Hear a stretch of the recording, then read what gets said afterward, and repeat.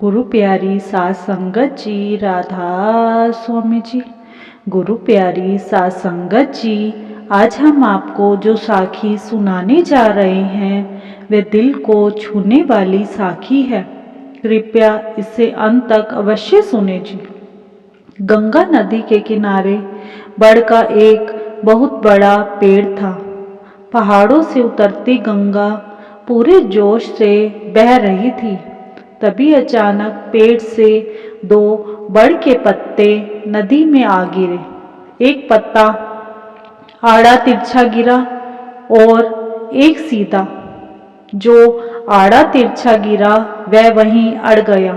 कहने लगा, आज चाहे जो भी हो जाए मैं इस नदी को रोक कर ही रहूंगा।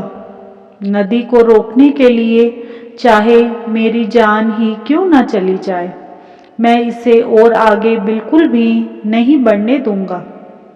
साध संगत जी, कई इंसान भी ऐसे जोश दिखाते हैं, मैं यह कर दूंगा, मैं वह कर दूंगा, पर होता कुछ भी नहीं। वह जोर जोर से चिल्लाने लगा, रुक जा गंगा, अब तू और आगे नहीं जा सकती, मैं तुझे यहीं रोक दूंगा।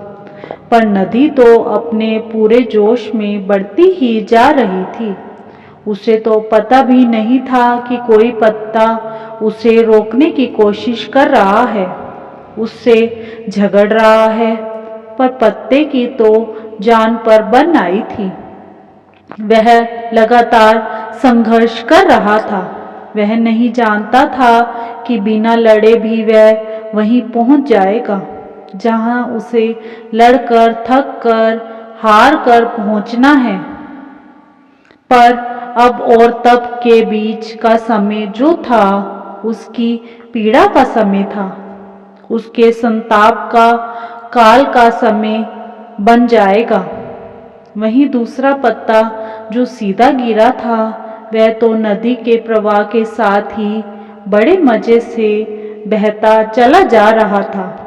यह कहता हुआ कि चल गंगा, आज मैं तुझे तेरे गंतव्य तक पहुंचाकर ही दम लूंगा। चाहे जो भी हो जाए मैं तेरे मार्ग में कोई रुकावट बिल्कुल भी नहीं आने दूंगा। आज तुझे सागर तक पहुंचाकर ही दम लूंगा। साध संगत जी, हम में से बहुत से इंसान ऐसे हैं जो सबके साथ बहुत मीठा और प्यार से बोलते हैं और सबको अपना बना लेते हैं। नदी को तो इस पत्ते का भी कुछ पता नहीं था। वह तो अपनी ही धुन में सागर की ओर बढ़ती ही जा रही थी। पर पत्ता तो आनंदित था, खुश था। वह तो यही समझ रहा था कि वही नदी को अपने साथ बहाकर कहीं दूर ले जा रहा है। साध संगत जी कहते हैं, मालिक जिस हाल में रखे हमें हर हाल में खुश रहना चाहिए। आड़े तिरछे पत्ते की तरह सीधा पत्ता भी नहीं जानता था कि चाहे वह नदी का साथ दे या ना दे, पर नदी तो वहीं पहुंचेगी जहां पर उसे पहुंचना है। पर अब और तब के बीच का समय उसके सुख का समय था, उसके आनंद का समय था। वह तो अपनी ही मस्ती में झूमता, नाचता, उल्टा सीधा हुआ जा रहा था और खुश था।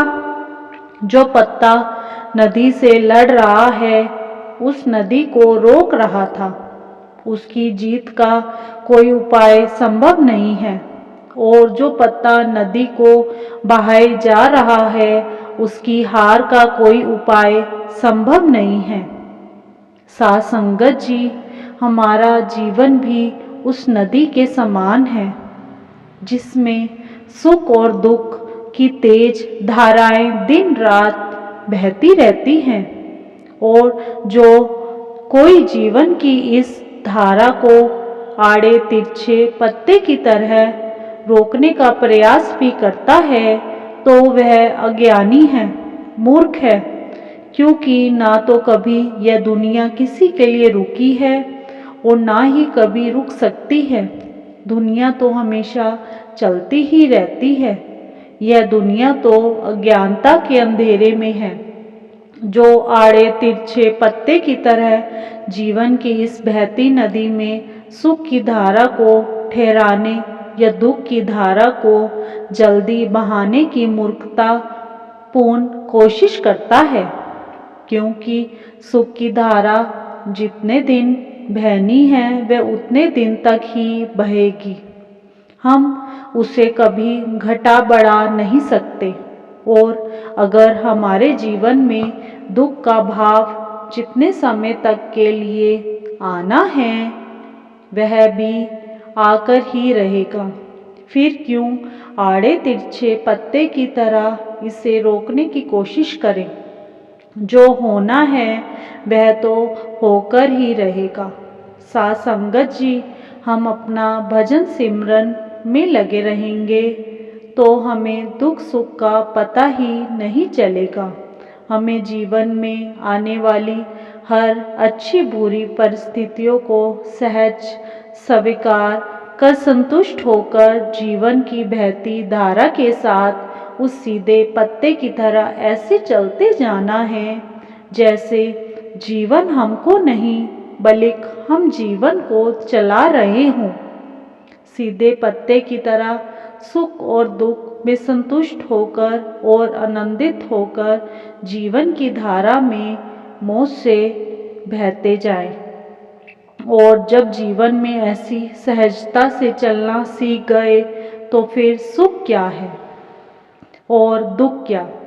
बाबा जी भी कहते हैं हमें दुख और सुख का फर्क भी पता नहीं चले। जीवन के बहाव में ऐसे ना बहें कि थक कर हार भी जाएं और अंत तक जीवन हमारे लिए एक पहेली बन जाए, बल्कि अपने जीवन को उस परम पिता परमात्मा की याद में बिताएं कि हमारा आज भी संवर जाए और कल भी।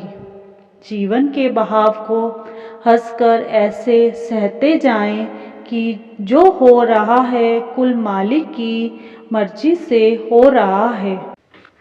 आनंद और संतुष्टि हमारी खुद की संपत्ति है। इसे बाहर नहीं अपने भीतर ही पा सकते हैं। सहज मार्ग जो कुछ भी है वह स्वीकृति के बारे में है। और जब हम जीवन में जो भी दुख आ रहा है या जो भी सुख आ रहा है उसे स्वीकार करने की कला सीख लेते हैं तो चाहे वह हालात हो या परिस्थिति को सब ठीक कहते हैं तो बाबा जी भी खुश होते हैं। इसी के साथ एक छोटी सी साखी और है। बड़े महाराज जी के पास एक औरत जाकर कहती है, बाबा जी आपने जो मुझे नामदान बख्शा है वह कृपा करके मुझसे वापस ले लीजिए। महाराज जी बोले, बेटी क्यों? तो वह औरत कहने लगी, महाराज जी जब मैं भजन सिमरन करने बैठती हूँ तो मेरा मन बिल्कुल भी नहीं लगता। मुझसे भजन सिमरन होता ही नहीं और अगर भजन पर नहीं बैठती हूँ तो मेरे मन में बहुत बेचैनी होती है। मन बहुत उदास हो जाता है। अब महाराज जी आप ही बताएं, मैं नामदान वापस ना करूं तो क्या करूं? महाराज जी हंसने लगे और बोले, बेटी एक शर्त है। वह बोली, महाराज जी बोलो। बाबा जी बोले, बेटी मैं आटे में नमक डालता हूँ, तुम उस आटे में से नमक अलग करके दिखा दो, फिर तुम कहोगी तो मैं अपना दिया हुआ नामदान वापस ले लूँगा। यह सुनकर स्त्री महाराज जी के चरणों में गिर पड़ी। महाराज जी यह तो नामुमकिन है। गुरु महाराज जी ने कहा, बेटी गुरु का बख्शा नाम भी एक रसायन की तरह हमारे तन मन में, हमारे वजूद में घुल जाता है। जो शिष्य के चोला छोड़ने तक यह हमारे साथ रहता है, इसलिए मैं इसे वापस नहीं ले सकता, मन लगे या ना लगे। ड्यूटी समझ कर बैठो, फर्ज समझ कर बैठो और भजन सिमरन को पूरा समय दो। इसी के साथ इजाज़त चाहते हैं। कल मिलेंगे एक नई साखी के साथ। तब तक के लिए राधा स्वामी जी।